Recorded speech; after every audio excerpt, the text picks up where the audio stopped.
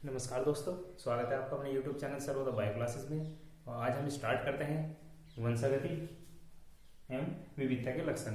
तो हम देखते हैं कि वंशागति क्या है और वंशागति का जो सबसे पहले सिद्धांत दिया वो किसने दिया। हम यानी कि वंशागति या आनुवंशिकता क्या है, हम इसके बारे में जानेंगे।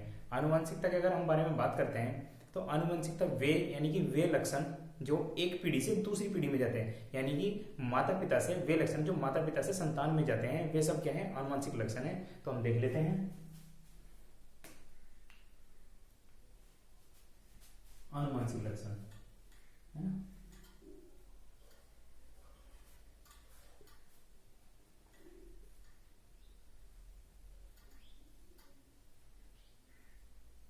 आनुवंशिक लक्षण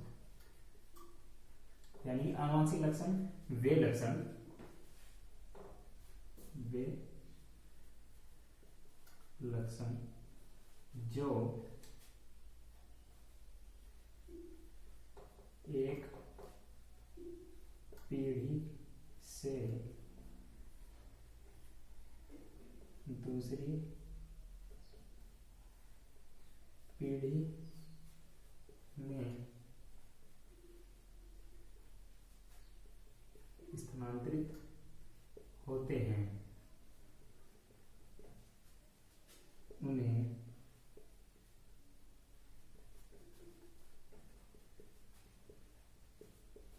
आनुवंशिक लक्षण कहते हैं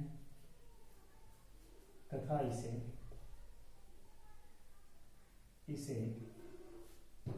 आनुवंशिकता कहते हैं।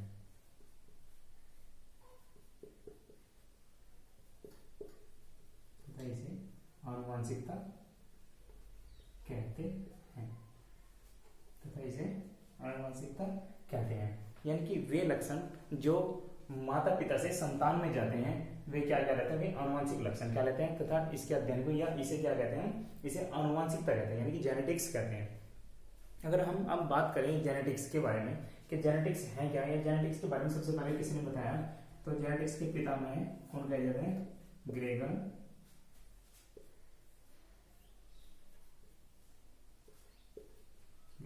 जॉन मेंडेल,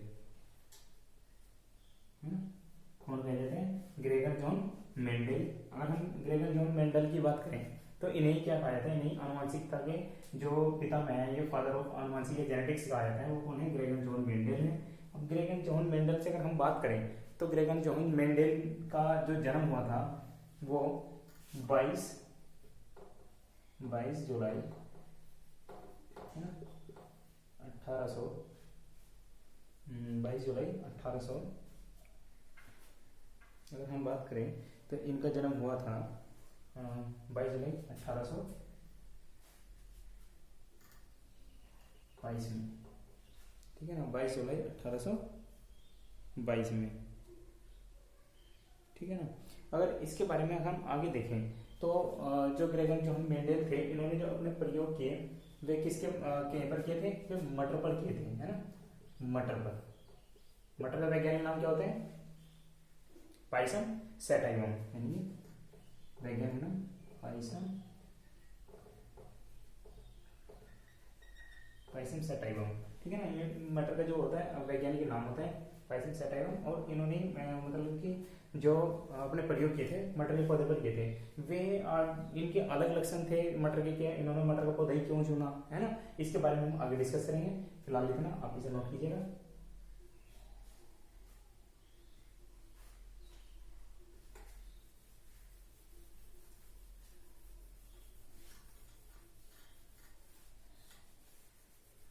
चलिए, आनुवंशिक हो गए। उसके बाद हम देखते हैं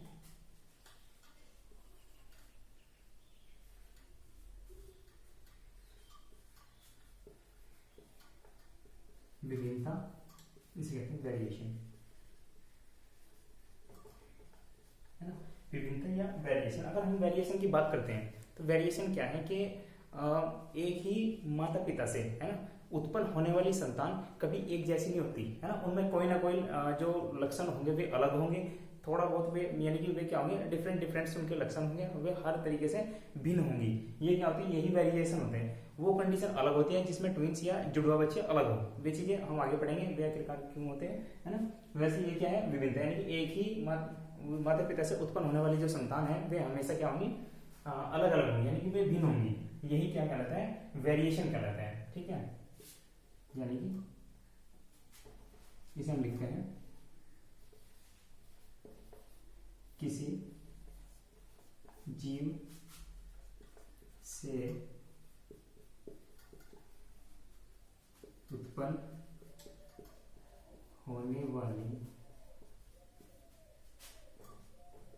संतान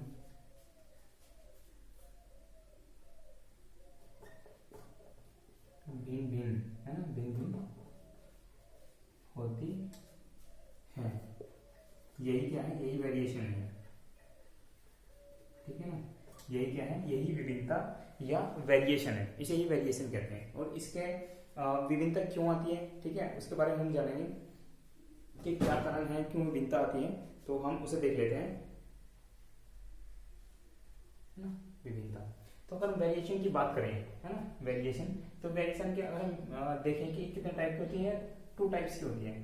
2 टाइप्स, एक होती है बाह्य, है ना, बाह्य यानी कि सिर्फ बाहर के आकार में ही परिवर्तन होना, यानी कि बाहर के आकार में ही विभिन्नता दिखाई देना, यानी कोई नाटा रह गया, कोई लंबा हो गया, कोई काला हो गया, कोई गोरा हो गया, किसी आंखों का रंग कलर चेंज हो गया, बालों का रंग कलर चेंज हो गया, है ना। ये सब क्या होते हैं, सॉरी, यानी कि लंबा होना, बौना होना, है ना, रंग गोरा, ये सब क्या होते हैं, ये है सब बाह्य लक्षण जो हमें दिखाई दे रहे हैं ना, एक्सटर्नल। ठीक, और एक होता है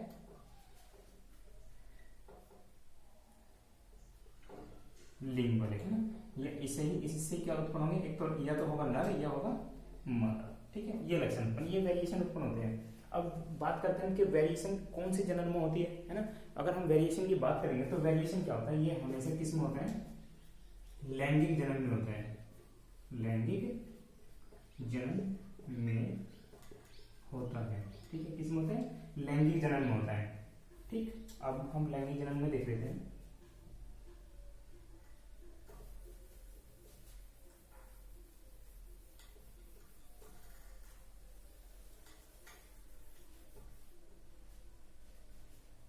लैंगिक जन्म में हम क्या पढ़ रहे थे, लैंगिक जन्म में, है ना, लैंगिक जन्म। लैंगिक जन्म में क्या है कि सेक्सुअल जो रिप्रोडक्शन है, इसमें हम पहले अपने जो हमारी पहले वीडियोस हैं रिप्रोडक्शन वाली, हम उसमें पढ़ चुके हैं। इसमें क्या है कि इसमें क्या होता है कि एक हुआ नर और एक मादा। ठीक है, नर से क्या बनेगा, नर युग्म, और इस मादा से मादा युग्म,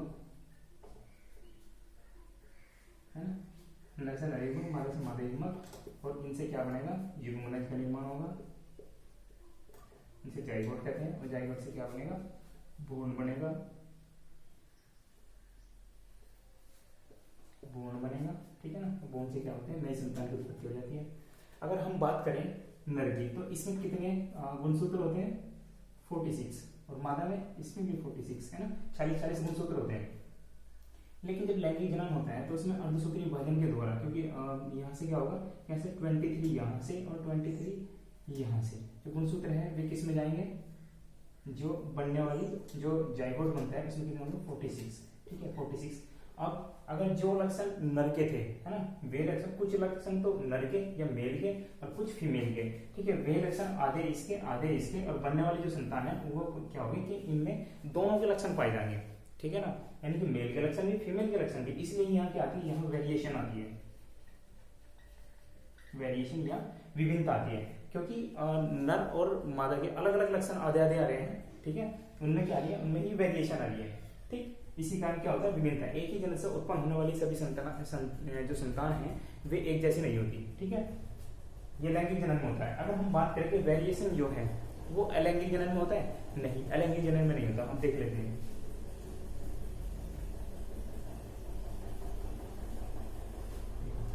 अगर हम बात करें एसेक्सुअल रिप्रोडक्शन की, है ना, एसेक्सुअल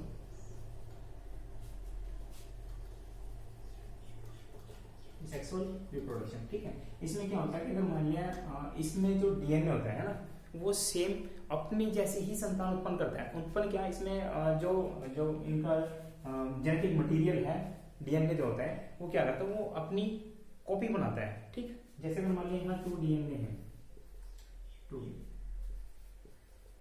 डीएनए, तो इससे क्या बनेगा, एक डीएनए यहाँ और एक डीएनए यहाँ, क्योंकि डीएनए ही क्या होता है, यही डीएनए पर जीन्स होते हैं, है ना। और वे क्या करते हैं कि ये जो आनुवंशिक जो लक्षण है इन्हें लेके एक पीढ़ी से कहाँ जाते हैं, दूसरी पीढ़ी में जाते हैं। अगर यहाँ से इसे कॉपी कर रहा है, कॉपी कर लिया, यहाँ लिया, कॉपी कर लिया, यहाँ हो गया, तो इनमें क्या होगा, इनमें कोई चेंजेस नहीं होगा, अपनी जब पहले जैसे ही संतान उत्पन्न होगी, कोई वेरिएशन नहीं होगा, ठीक है ना। किसमें, लैंगिक जनन में। अगर हम बात करेंगे लैंगिक जनन में, तो लैंगिक जनन में क्या होता है कि आधे लक्षण मादा कहते हैं, आधे लक्षण किसके आते हैं, आधे आते हैं उसमें नर के, तो इसलिए उनमें जो वेरिएशन देखने को मिलता है, ठीक है। चलिए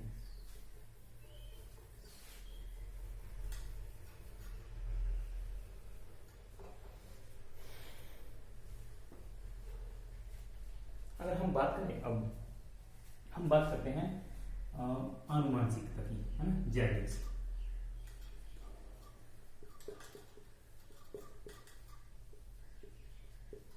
या जेनेटिक्स, ठीक है, जेनेटिक्स। तो अभी हम जेनेटिक्स के बारे में पढ़ भी चुके हैं कि फादर ऑफ जेनेटिक्स किसे कहा जाता है, वो कहा जाता है ग्रेगन जोहन मेंडेल को। किसे, ग्रेगन जोहन मेंडल, ठीक है ना, इसे कहा जाता है ग्रेगन जोहन मेंडेल को कहा जाता है। जन्म कब हुआ था, अगर हम बात करें इनके जन्म की, जन्म कब हुआ था कि 22 जुलाई, है ना, 1822, ठीक। कहाँ पे होता है, जर्मनी में, जर्मनी में हुआ था। अगर हम बात करें ग्रेगन जोहन मेंडेल की, तो इन्होंने सबसे पहले किसे अपने जो एक्सपेरिमेंट था इनका वंशागति का, जो आनुवंशिकता का था, उसमें इन्होंने मटर का पौधा चुना। मटर के पौधे का जो वैज्ञानिक नाम था वो क्या था, पाइसम सेटाइवम, ठीक है ना। उन्हें क्यों चुना, क्योंकि उसमें क्या था, एक तो उसकी लाइफ जो साइकिल है ना, लाइफ साइकिल जो है वो बहुत छोटी होती है, ठीक है ना, 2.5 से 3 महीने की मुझे लगे फिर जो होता है उसका मेच्योर हो जाता है, ठीक है। एक उनमें बीज बहुत ज्यादा बनते हैं, ये बहुत सारी उनमें कंडीशन थी, ठीक है, और उनमें वेरिएशन देखने को मिलता है। तो इन्होंने किसका पौधा, इन्हें अपना एक्सपेरिमेंट कभी कभी आ जाता है 1 नंबर में, कि इन्होंने अपने प्रयोग के लिए कौन सा पौधा चुना, तो प्रयोग के लिए क्या चुना इन्होंने, मटर का पौधा। किसका, मटर का पौधा चुना, ठीक। और इन्हें अपना, यानी इन्हें कितने साल लग गए थे अपने जो इनका एक्सपेरिमेंट था प्रयोग के लिए, तो इन्हें कितने साल लगे थे, इन्हें 7 ईयर्स लगे थे, यानी कि 7 साल लगे थे इन्हें अपने एक्सपेरिमेंट को साबित करने में, ठीक है।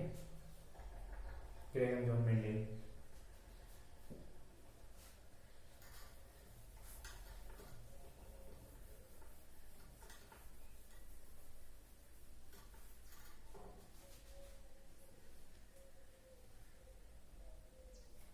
लेकिन अगर हम बात करें कि उस समय, जिस समय ग्रेगन जोहन मेंडेल ने अपने एक्सपेरिमेंट करे थे 1822 के आसपास, तो इन्हें जब इनके जन्म से बाद में इन्होंने अपने एक्सपेरिमेंट किया 1861-62 के समथिंग, 56 से 62 के आसपास।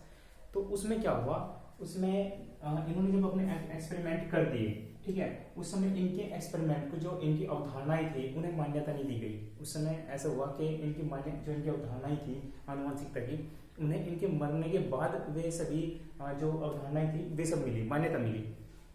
इसके क्या थे, इसके कुछ कारण थे। क्या कारण थे, एक तो जिस पत्रिका में इन्होंने अपने जो अवधारणाएं थी, वे पत्रिकाएं, आप इन्हें सब कुछ जो मैं बोल रहा हूँ आप साथ साथ में नोट्स भी बनाते हुए चलिएगा, ठीक है ना, और लिखते हुए चलिएगा जो मैं लिख रहा हूँ। अगर कोई भी समस्या आती है तो आप कमेंट्स के माध्यम से पूछ सकते हैं, ठीक है ना। तो उस समय क्या हो गया, ग्रेगन जोहन मेंडेल ने जिस पत्रिका में इन्होंने अपने एंड दिए, यानी कि अपने एक्सपेरिमेंट को बताया, उस समय के लोग, बहुत ही कम लोग देखते थे, ठीक है। एक तो का रीजन ये भी रहा कि उन्हें मान्यता नहीं मिली। एक कुछ इनके एक्सपेरिमेंट इस टाइप के थे कि जो उस समय के, है ना, जो साइंटिस्ट थे उनकी वे समझ से बाहर थे। तो जी कुछ इन्होंने अपने जो एक्सपेरिमेंट थे वे मैथ से, ये सांख्यिकी से रिलेटेड उसमें दिए, यानी कि सांख्यिकी भी इसमें ऐड इन्होंने की। बहुत सारे सिस्टम थे जो सांख्यिकी को लेकर, स्टैटिक्स को लेकर इनमें समानताएं थी। तो इसलिए उस समय इनकी जो ये अवधारणाएं थी उन्हें उस समय मान्यता नहीं मिली। लेकिन इनके मरने के बाद कुछ समय जब इनकी ये चर्चा में आए तब इन्हें मान्यता मिली। ठीक है, चलिए अब हम देख लेते हैं।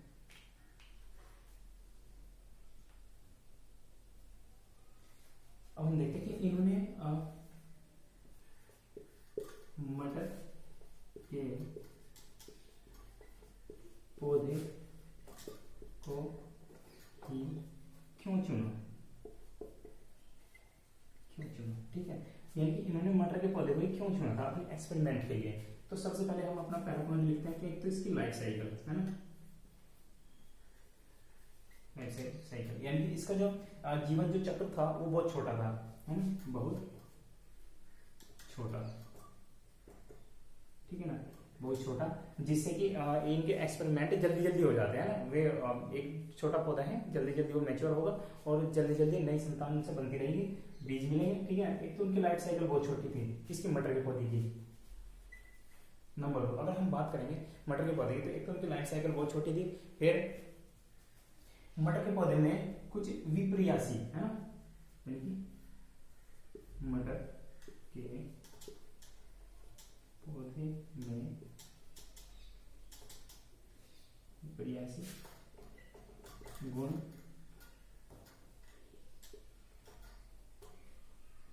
देखने को मिलते हैं। क्या कि कुछ जो मटर के पौधे थे, जो उनके फूल थे, वे नीले कलर के थे, लेकिन उनमें वेरिएशन देखने को मिला, विभिन्नता देखने को मिली। कुछ तो उनमें सफेद रंग के थे, ठीक है, कुछ नीले रंग के, उनमें बहुत सारी विभिन्नताएं देखने को मिलती थी। कुछ उनके जो पौधे थे वे लंबे थे और कुछ बौने थे, है ना, कुछ इस तरीके के लक्षण उन्हें देखने को मिले, इसलिए इन्होंने क्या मटर के पौधे को चुना। नंबर 3 हम अगर बात करते हैं मटर के पौधे की, तो उसमें क्या था, फिर अगर मटर के पौधे के जो पुष्प थे, है ना, इनके जो पुष्प थे, उसमें फूल फ्लावर जो थे वे उभयलिंगी थी, उभयलिंगी, ये क्या थे, उभयलिंगी थी। उभयलिंगी का मतलब वे उनके अंदर मेल और फीमेल पार्ट एक ही फ्लावर के अंदर मिलते थे, क्या, मेल और फीमेल पार्ट, जिससे एक ही प्लांट के अंदर मिलते थे। ये भी इनका एक बहुत बड़ा कारण रहा है। ठीक है, अगर हम बात करें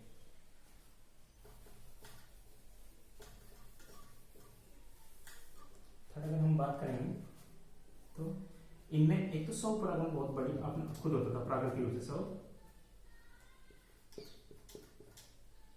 स्वपरागण, है ना, और इनमें पर यानी कि अपने द्वारा भी परपरागण भी किया जा सकता है, यानी स्वपरागण इसमें होता था बहुत अच्छे से। ठीक है, इसलिए इन्होंने इसे चुना मटर के पौधे को। और ठीक है, दूसरा कि स्वपरागण हो सकता है। फिर एक था कि एक तो इसका पौधा इतना छोटा था कि इन्हें बगीचे में ये छोटी छोटी इकाइयों में उगाया जा सकता था, बगीचों में या क्यारियों में उगाया जा सकता। ठीक है ना, ये भी इसका एक कारण है मटर के पौधे को चुनने का। ठीक है ना,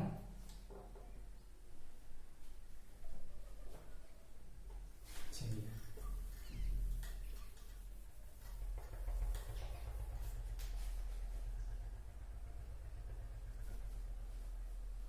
अब यानी कि मटर के पौधे में वे 7 लक्षण थे, यानी कि मटर के पौधे में जो ड्रैगन जो हम मेंडेल ने चुने उसमें कितने लक्षण थे, 7 लक्षण वाले मटर के पौधे को चुना। कितने, 7 लक्षणों वाले मटर के पौधे को चुने। ठीक है ना, क्या इसमें क्या क्या क्या ये 7 लक्षण थे, आप स्टेप बाय स्टेप याद रखना बहुत अच्छे से। सबसे पहले अगर हम यहाँ लिखेंगे, यहाँ तो हम डालते हैं कर्म, है ना, कर्मांक, ठीक है, और यहाँ डालेंगे हम लक्षण, यहाँ प्रभावी, यहाँ अप्रभावी, ठीक है। अब यानी कि कोई लक्षण होगा प्रभावी, ये प्रभावी और अप्रभावी हम नेक्स्ट वीडियो में पढ़ेंगे, फिलहाल हम थोड़ा सा देख लेते हैं कि सबसे पहले लक्षण नंबर 1 अगर हम बात करें तो जो मटर का पौधा था इसमें क्या था उनका, सबसे पहले कि फर्स्ट नंबर हम देखेंगे लंबाई। ठीक है ना, लंबाई प्रभावी लक्षण क्या था इसमें? प्रभावी लक्षण था कि लंबे पौधे जो थे वे लंबे थे और अप्रभावी बौने। ठीक है,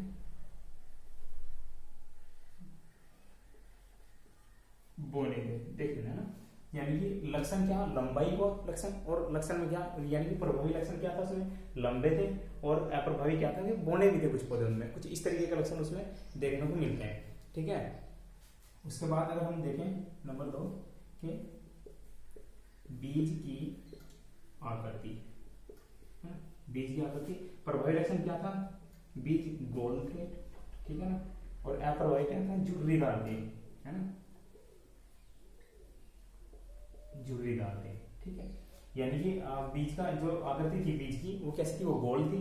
ठीक है, और ये गोल किसमें थी, प्रभावी में थी, और अप्रभावी में क्या थे, झुर्रीदार भी थे, है ना, झुर्रीदार, कुछ मुरझाए हुए थे, है ना, झुर्रीदार थे। फिर अगर हम इसके बारे में बात करते हैं, ठीक, पुष्प का रंग, पुष्प का रंग के मटर के जो पौधा था उसमें पुष्प का रंग कैसा था,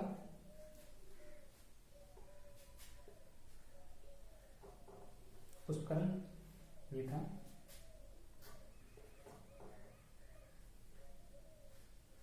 पुष्प का रंग नीला तथा अप्रभावी क्या था, हरा। ठीक है, अप्रभावी क्या था, हरा। पुष्प का रंग यानी कैसा था, पुष्प का रंग उसका पीला था, और अप्रभावी रंग उसका क्या था,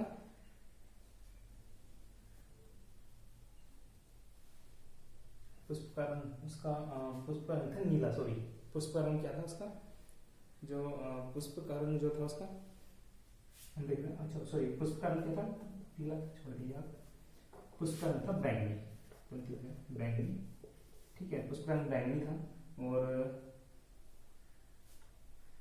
अप्रभावी में क्या था, अप्रभावी था सफेद।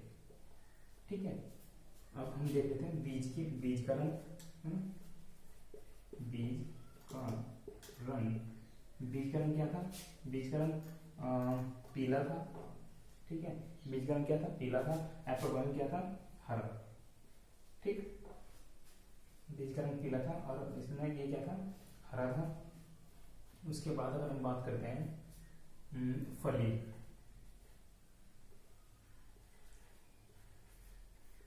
फली की आकृति, है ना, फली की जो आकृति थी वो कैसी थी, फली की आकृति चपटी थी, फली की जो आकृति थी वो चपटी थी। ठीक है, और क्या थी, सिकुड़ी हुई, सिकुड़ी हुई थी। ठीक, ये आप नोट कीजिएगा।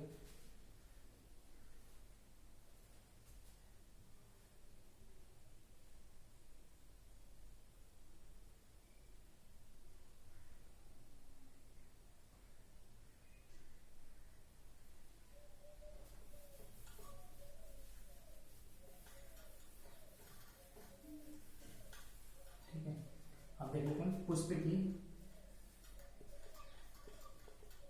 की स्थिति, प्रभावी में क्या था, प्रभावी, अप्रभावी, प्रभावी में क्या था,